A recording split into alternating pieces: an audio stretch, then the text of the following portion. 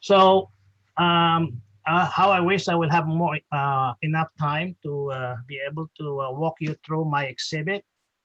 This was originally started by Mr. Abe Luspo in Manila, and this was in the year 2003.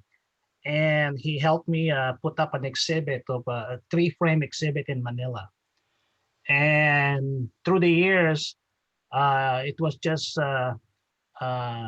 kept in the vault. And um, for the past 18 years, I slowly built up this collection. And with the invitation from the Philpos in Manila, this gave me an impetus to dig them up and come up with this exhibit. Actually, I had to work on this exhibit for just 2 weeks to complete an 8-frame exhibit. Just some kind of introduction about the Aguinaldo period. In Philippine philately, I think this is probably one of the most difficult period to collect, especially um, with history that's just a little bit over 2 years, and with postal issues that are just you can count them on the fingers of your hands. Um, Another thing is that there was no standardized instructions for people handling these stamps. Um, it's a big mix-up. Some postage issues can be used for revenues, and some revenue stamps were used as postage. And you can see that in the covers that I will be showing you in the next few slides. Another thing also is the why is it hard to collect these periods? Because there's not that many available suitable materials for exhibit, and it will take years for, like for example, me to be able to come up with a 8-frame exhibit. As you notice in the covers that I will be showing you, revolutionary period covers seldom bear date or place of cancellations. And due to the lack of the facilities at that time, they just use whatever they have. You know, the use of captured Spanish Philippine period postmark devices or cancelers. And sometimes they also use government or town seals as postage cancelers. Now, these slides, I just want to show you, this is the beginning. And just to show you that it's the, in Zamboanga, it's a port city in the island of Mindanao, which is the southern part of the Philippines. And that's where all the remaining Spanish soldiers and nationals are being transported, awaiting repatriation back to uh, Spain. And at that time, we don't know what transpired, but there's people that came up with some overprinting of available Spanish stamps, and they call it the resiliado issues. And this is a good example of that overprint. Just briefly, I want to show you how to look at some fake overprints, because there are so many fake overprints going around, especially coming from Spain. And if you look at the overprints, the one on your left hand side is the genuine overprint, and the one on the right is the fake one. Usually there's a floating period uh, after the letter C. C stands for correo, and the T stands for telegraphos. And there's always a spike or a diagonal line on the upper right-hand corner of the box. And then, of course, the letterings, they're usually smaller and thinner compared to the fake ones.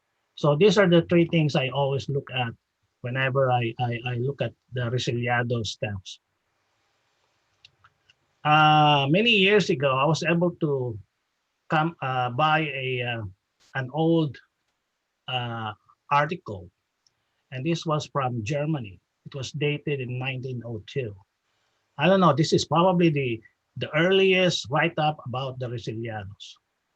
And thankfully, I have one patient who whose job is to do a translation of American to German advertisement, and I was able to ask her to help me translate the wordings. So basically, on that article, they were able to show the number of copies for its values.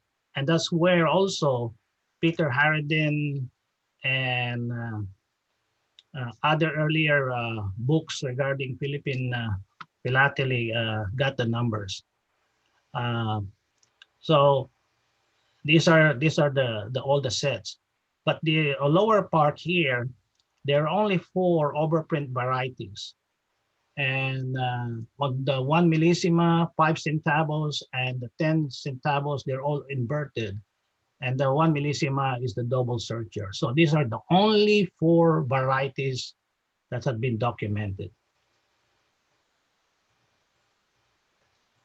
And this is the cover. So far, I've probably seen about 5 or 6 covers documented. This is a nice postcard. It's a view card that I bought many years ago. This is a view card from Shanghai, China. And this postcard was sent to Germany by a German sailor in the a German naval ship Cormoran. And one thing that really struck me was it came with a translation of what was written on the back of the view card. And the translation is that the guy was talking to somebody at home, and they're talking about the American destroying the Spanish Armada in the Manila Bay, and the possible start of the bombardment of Manila. And he also talked about panic that is going on in Manila, and also the blockade. And one thing also that he mentioned here are the number of ships at Manila Bay. And they're talking about Irene. Irene is also the big heavy cruiser of the German Imperial Navy. And there are 2 Japanese, 1 English, which is I think the HMS Bonaventure, and 1 French naval vessels.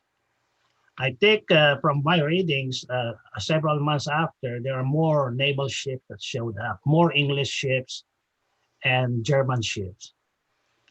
At that time, the Kaiser of Germany was thinking about acquiring the Philippines by supporting Aguinaldo. But with the support of the British naval ships at that time, they were sided with the Americans. So basically, the Germans back off. Now, in every issues, there's always what are they going to use while they're making up the stamps? Well, when they're having the Congress in Malolos, Bulacan, uh, and the inauguration of General Aguinaldo as president, they came up with 2 postmasters provisionals. These are very rare. I've probably seen 4 or 5 covers. And this is the type 1 design, which is inscribed Republica Filipinas / Sello Provisional. And it's a box type with no denomination. It's assumed that it stands for 2 centavos for a single local rate. And this is the second type. One thing nice with this, I bought this at WESTPEX, of all the places, WESTPEX, my first time to attend WESTPEX. And I bought a bunch of covers from a dealer from Arizona, Phoenix, Arizona. And one thing that I noticed is this cover with so many stamps of the provisional. Provisional. So because Manila was under the Americans, they did not recognize these provisionals. So they put a postage due on this cover upon arrival in Manila. This is directed to the director of the La Independencia, which is the revolutionary newspaper being printed in Manila. This is a type B. Mr. Luspo uh, uh, notified me that this is a little bit different because it has a written provisional underneath the horizontal side of the triangle. So there's a type 2A and the type 2B. The type 2B is just simple. There's a written manuscript provisional on the lower side. These are the stamp issues that pretty much established in November of 1898. These are the three postage issues, and this is the registration. Actually, even up to now, this is the first and only registration stamp in the Philippines. And this is the newspaper stamp and the two telegraph stamps. Just to show you, this is a representative uh, upper right corner block of 4 of the Correo y Telegrafos. This is the first postage stamps issued by the revolutionary government. You can see more printing errors, imperforates in my exhibit and in those pages that I will not be showing you today. This is a very nice one. This is a full sheet, and uh, it's only 3 complete sheets known to exist. This used to be owned by our friend Rick Miggins, and then went to Bob Yakano, the late Bob Yakano, and then I was able to get it from his auction of his collection. Now, this is just an example of a cover. And you see there is the Correos, the Gupan, which is an old Spanish postmark that they've used. And it's addressed to somebody from in Taal, Batangas, in the southern part, in the south of Manila. And the Apacibles are well known in Batangas.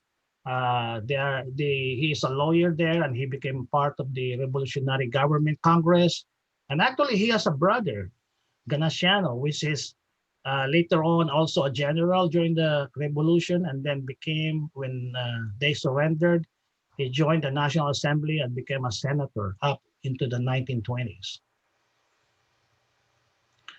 This is the second postal issue. This is harder to find. If you look at the Telegrafo, Correo Telegrafos, the Y3, they only have reported 10,000 pieces that were printed. This one is only about 1,500. And you can see here, the representative different postal cancels. This one is the classic Cebu, Visayas, old Spanish double ring postmarks. And this is a pen cancel probably used for revenue or documentary papers. In this issue, it's very rare to find a mint. So you can see used one. They're already hard to find, but most of the stamp that you will find will be the used ones, and mint will be a bonus if you see one. This cover is also a special cover that I have in my exhibit. This is a combination of the Y1 and the Y3. And I don't know if it's philatelic, but it's used. It's a double local rate with the grade cancels, and it's mailed in a local store. Basically, it's one of the two covers that have this combination of a Y3 and a Y1. Now we go to the more common postal issue, which is the Y3, the one with no unlined background under the triangle base. See, if you will go back to this one, the Y1 usually have line under the triangle. And I guess they probably noticed that it's hard to read the 2 centavos, so they probably revise it and come up with a new design, which you can see the 2 centavos without the line background under the triangle. One thing I like in collecting these issues is you can find a variety of different postmarks and cancels. And I love those uh, different official seals that they use in canceling, like some places like in the province of Bohol, Cebu, Samar, Antipolo, Hala, and also here in Ilocos. So you can find them and just be patient and look at each stamp and try to see if you can see the names of the different towns' official seals. This is a former Rick Megan's cover. One thing extraordinary with this cover is the stamp is imperforate. And with the paper, it shows that it's the only recorded copy of an imperforate stamp on cover. Now we're going into the registration stamp. I want to show everyone how to delineate a fake one from a genuine certificado stamp. Basically, if you look at the letter R and compare the two, this R from the fake ones are usually thinner and has a serif on the right leg of the letter R. And then the other easy one too is if you look at the frame under certificado, the lower frame touches the outer frame on the right side hand, while the fake one does not have it. So there's a defect, and this defect is usually found in the genuine issue.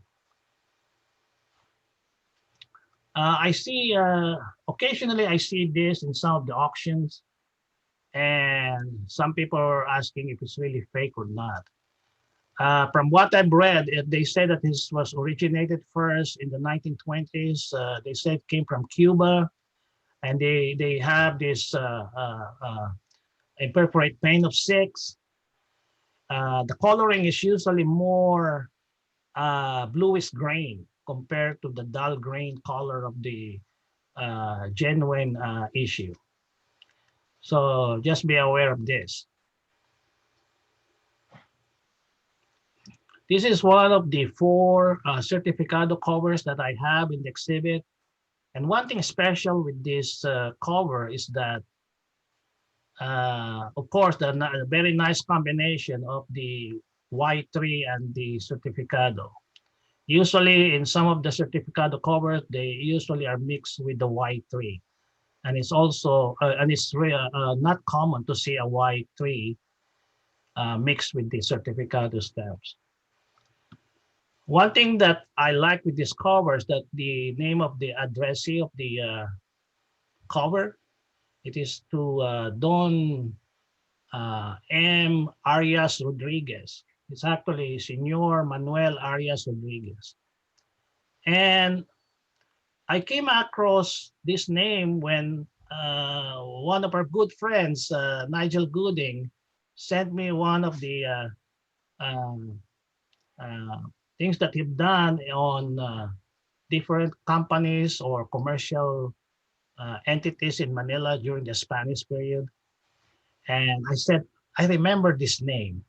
And then I went back and I went to the papers that Nigel sent me, and lo and behold, Mr. Rodriguez was there, and that's where I got the information about him. But that's not the end of it. He acted as he has a sympathizer of the Philippine Revolutionary government, and he acted as a war correspondent during the Spanish American War and also the Aguinaldo War after that. But this is the most important picture that he had ever taken because this is the only known photograph of Rizal's execution. You know, Dr. Jose P. Rizal is our national hero. And this picture is the only proof of his execution. And it was reported that he was the one who took this photograph. So that's how we remember Mr. Rodriguez. Uh, as I told you earlier, I love those postmarks, those markings. I always look for them. I go for them during auctions, and you can find them more common on the postal stamps, but on the newspaper stamps, they're a little bit harder to find. You can see the typical Corios Filipinas, Arayat, oval, football type shape markings. We have the classic Paniki Tarlac triangle official seal. And then we have other seals from different towns also in the Philippines. I was talking one time. I remember Bob Yakano asking me that uh, is it really true that I have a cover that has the newspaper stamp? Because in many years that he was trying to collect Aguinaldo, he could not find one. And lo and behold, I showed him this, and he could not believe it. This is a very nice combination of three different issues. And I don't know what's the role of the newspaper stamps here. They probably just keep on adding different types of stamps and start mailing it. But this is uh, addressed to somebody in Iloilo. It's Iloilo, Calle San Antonio, numero 25. This is a cover that Mr. Abilos was sold to me, and he got it from somebody, a dealer in Europe. This is a very special cover because of the postmark that they've used. This is the official Paniki Tarlac official seal. It's basically written in Spanish, Presidencial Local / Paniki / Tarlac. And, I guess this is the only cover recorded with this official seal. So uh, this is really a very nice cover. Now we go to the telegraph stamps. Same thing, official seal markings. And I guess the revolutionary government is a working government because they even have a forestry service as part of their government. And they have a very nice official seal here, Servicio Forestal Filipinas. And you have one from Santa Cruz, Laguna, and we have one from Ilagan, Isabela. This is another cover wherein they mix the telegraph stamp with a Y3, and it was addressed to somebody in Antipolo, which is at that time the capital of the province of Morong. And they said that there's only 5 recorded covers with the telegraph stamp. So you can see it, Now on the 50 centavos telegraph stamps, they have a very nice seal of a town in Pangasinan, and also the central government official seal. This was a recent acquisition a few years ago from a auction in Europe, and this is a very nice combination, multiple of the 50 centavo telegraph stamp, and this is from my record. There's only 5 covers that have the 50 centavo telegraph stamps, and this is, I guess, the biggest or the biggest multiple because there are 5 stamps here in one cover. This is a cover that our good friend David Chong sent to me. He was attending a auction in Europe, and then he said he has something for me, and he sent me these covers. This is a stopless covers. This is basically a cover that was sent from one town in Pangasinan to another town in Pangasinan, which is Bautista to Villasis. And I pretty much know these towns because I grew up in Pangasinan. Basically, this was charged with a postage due of 4 cents, uh, possibly 2 cents single local rate, and then another 2 cents as a penalty. And one thing nice we discovered, it has a very beautiful postmark of Bautista, Pangasinan. And also they use, there's a date. This is a basically an old Spanish Philippines postmark, which has been used, I think, mainly in the 1890s. We always talk about the Aguinaldo revolutionary government. I've shown you the different issues that they printed since since November 1898 in Malolos after the Malolos Congress. But there were a few information about what's going on outside the Manila and Bulacan. There are also some revolutionary uh, groups, uh, especially in the southern part of Luzon. And these are in the Visayas areas. Visayas is a region in the Philippines which consists of several big islands. It's between the big island of Luzon and the second biggest island of Mindanao. So in this group of islands, they have different factions and of revolutionaries, and they mainly uh, wanted to establish a federal government compared to what General Aguinaldo's desire to form a centralized or dictatorial form of government. So from these different groups, they came up with their own sort of provisional governments in their islands. And you can see uh, they have this Estado Federal de Visayas, which is the federal states of the Visayas, and consists of 3 different islands. One in Bohol, the one in Panay, and the one in Cebu. And also another separate republic that was established in the island of Negros in the Visayan Islands. So basically, they want to pattern the government for the newly sort of independent Philippines, like the federal US government or the cantonal government of Switzerland. This is a very nice cover. Again, it's one of the 2 that is recorded.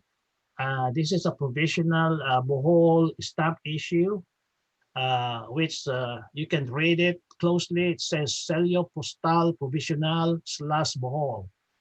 And it has the typical circle of Dutch cancellation of the Spanish Philippines era. And it has the old Corias Bohol also. This is one of the 2 recorded Bohol issues on covers. This is a stamp that was locally produced in the Panay, in the island of Panay, and it's still part of the Estado Federal de Visayas. And you can see closely, they have the letterings EFB, which stands for Estado Federal de Visayas. And I was able to get this from the Iacano auction.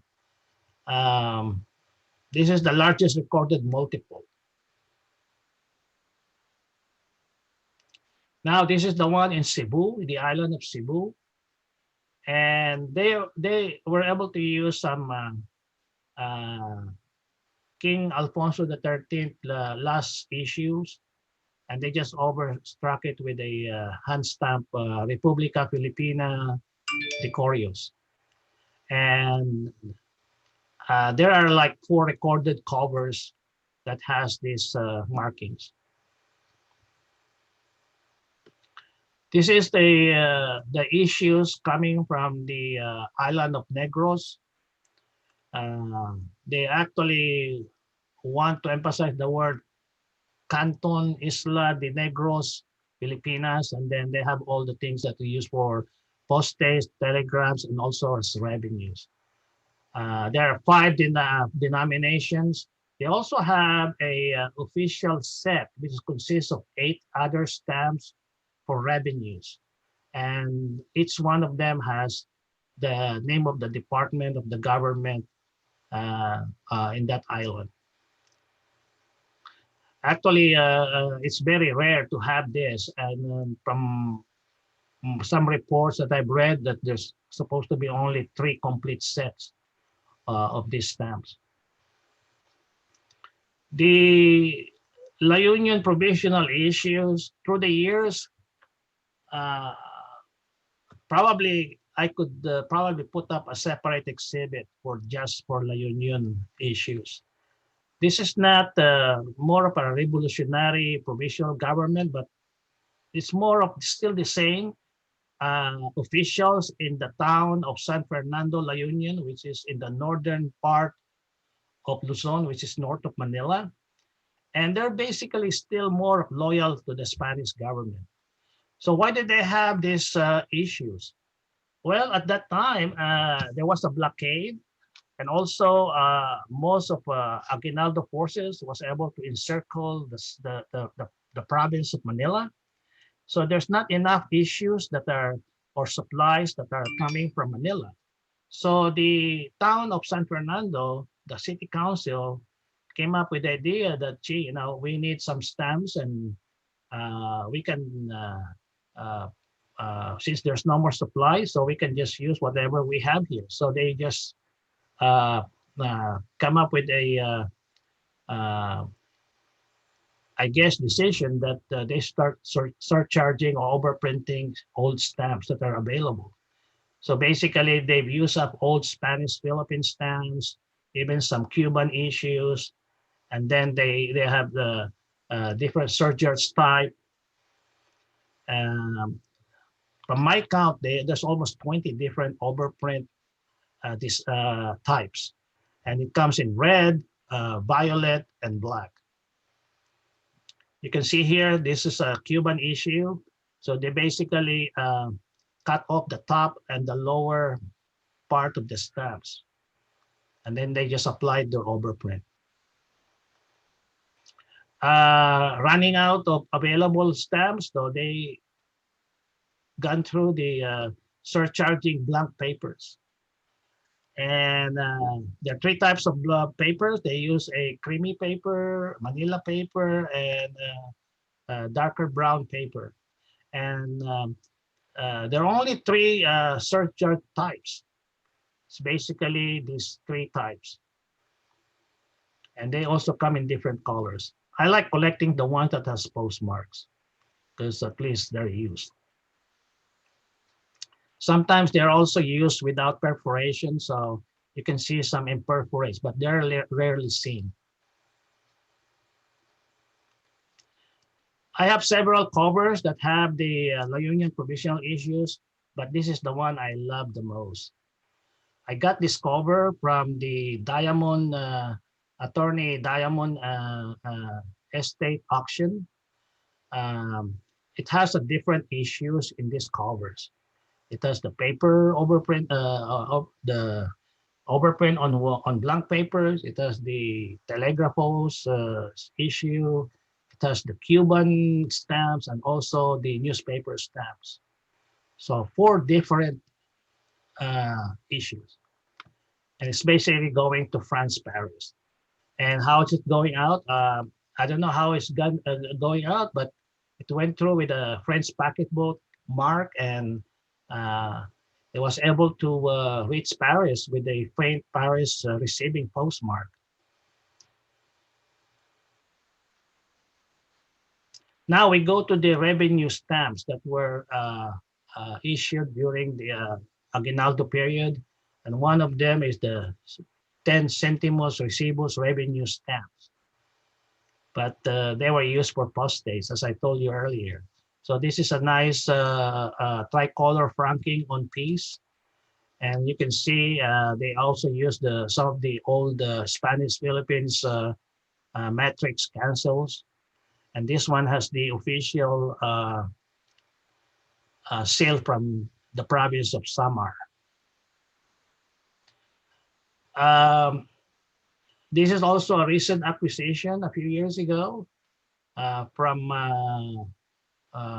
Soler Ilac auctions.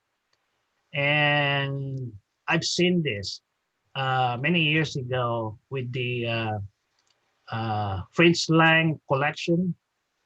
And I think it's also this one came from Bustamante from Spain. So basically, this is a very nice combination of issues. The two recibos with the certificado stamps and the Y3 postal issues. And you can see here it's a registered with a registered number 203 with the name of the postal clerk, P. Castro, just to authenticate the registration of this letter. And this is addressed to somebody who is a justice delegate to the Malolos Congress. This is a cattle registration stamp. I've never seen a cover with one of this kind of issue, but I wish I have that cover because there's a suspicion. Look at the suspicious uh, postmark with the Curious Filipinas Admon Central. So this probably either a favor strike or maybe taken from a cover. But anyway, there's only one variety of this cover. Oh, with this not cover with this issue, and this is the instead of trans de ganados, is the trans de ganacos. Instead of a D, it looks like a letter C. Yeah, this is formerly owned by Sebastian Baldassare. And this is a nice top sheets horizontal strip of 4.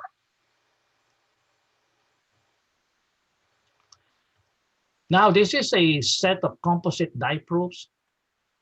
It comes in red, blue, green, and black colors. I see more of the red and the blue, and it's hard to find it in green and black. But I have all of them. Basically, this is the proof for certain issues like the registration stamp, the newspaper, the recibos, and the different papel seriados with the different denominations. The numbers 15, 10, and 25, they're the values, but still with the same stamp designs. Now, this is the one of the two last slides I have. Basically, in the exhibit, you always present it that you have to present a story. You should have the beginning and the end. And that's what judges want to see. So basically, this is some kind of the second to the last page. And this is I titled it End of the Struggle, because this is a souvenir piece of paper that was sent to from a adjutant general of General Villamore's command, who is the revolutionary force in the province of Abra at that time. And basically with his signature, and that's probably his brigadier general star on his shoulder lapel, I guess. And this was the handwritten note of Captain Bartels. So it's basically the revolutionary stamp issue, the U.S. Definitive, and then there's the Spanish Philippine stamp. This is the last page of my exhibit. This is ex-Yacano. This is a presentation piece sent to then General Banhols, who is the head of the National Police, the Philippine Constabulary, and it was signed by General Aguinaldo at that time. That was in 1908. So basically, he was just saying that these are the legit revolutionary stamp postage and revenue issues that were used during the government of the Aguinaldo revolutionary government. Oh, that's the end of the presentation. I hope I have more time to show you. But anyway, I welcome any questions from the audience. I have a question. Okay, I'm Cheryl from PSCS, and I'm also a member of IPPS. My question is for us budding and returning collectors. Is it still prudent and practical for us to collect this era of stamps like this revolutionary stamp, considering that they are very scarce already in circulation and probably high value also? So is it my question is it still prudent and practical for us newbies to go into this collecting interest? Thank you. You're right in bringing up that question.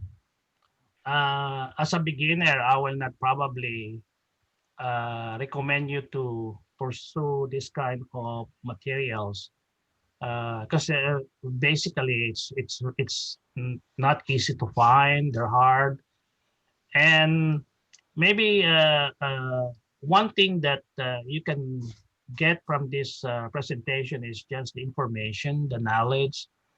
Uh, this is one thing that we can give you. At least, if you see something, at least you know that, oh, gee, yeah, I heard it from Tommy Sim's presentation and I know it now, basically. Yeah. Very good and interesting presentation, by the way. Thank you. Yeah, you're welcome. I have a question. First, fantastic presentation. It was great to hear it. It was a pleasure to view these gems of Philippine philately. I was thinking about the Resalado stems from Zamboanga. You showed a fake overprint, and I know that there are some covers with that overprint. They are also in the listing. I think it was from Don Peterson a few years ago, and all these covers were sold, I think, at Soda Yak at 1997, and there are also mixed covers with the overprint that is genuine and the overprint that might be fake. Do you have more information on these covers? More information on the second overprint, the one that is probably fake? You're asking me if there's any more than what I said about the comparison between the genuine and the fake? Yes. What you're yes, saying, of course. Christian? Sorry to say, but there's really not much information. Basically, one thing that you can do is just look at the things that I mentioned and just sum them all together and compare. Actually, in the sets that I've showed you, there are two pieces there that are fake. Yes. And I just put it up there just to fill up the hole, but I'm still looking for those two values because the two values in that set that I showed you earlier are fake. So as long as you use the three things that I mentioned, I think that will be enough. The problem is we don't have enough information. So to the best, just use up the three things that I said. Maybe one thing I can do is I can compare the ones that I think maybe genuine and start putting up some measurements that we can use in comparing with the other questionable overprints. So, but as long as you use those three that I mentioned, I think you have a fairly good chance that you may able to compare between a genuine and a fake. Yes, yes. I copied the three covers that I described. I looked them up in the chat. It's I don't know what I should think about these covers, but I think they are interesting and. I think they're just more of a like props. And if you look at the sender, from what I've read in that German article, the two person who really came up with the idea sent out a set of covers to Manila, and one of the covers I showed you. Yes. And maybe that's a good start. That look at the overprint and of that stamp on the cover, and maybe that's the one that we use as a genuine sample, and then start from there. That's the only thing I can think about, because they mentioned the two names of the person who were responsible with coming up with the overprints, and they sent out those covers from Zamboanga to Manila. Many thanks. Very interesting. Yeah, good to see you, Christian. Thank you. Thank you also for the other La Union covers that you provided me. Yes, I'm still hoping for an exhibit of all of the La Union items that you might show in the future. Just a comment from my side. Yeah, well done, Tommy. Beautiful exhibition. Thanks for spending the time going through that and sharing some of your beautiful gems. So, you know, it's been a very worthwhile time watching your collection come through. So thanks for that.